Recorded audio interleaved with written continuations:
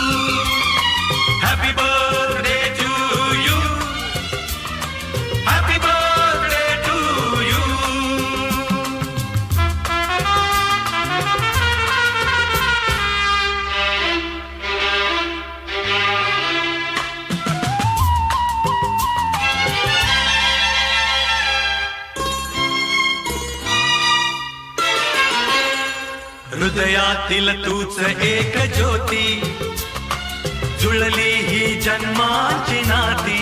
ओ सूर जसा शब्दातून यावा, हात कुणी मायेचा द्यावा, रंग खुलावे इंद्रधनुचे, झगमग त्या किरणांचे दिवस असे यावे।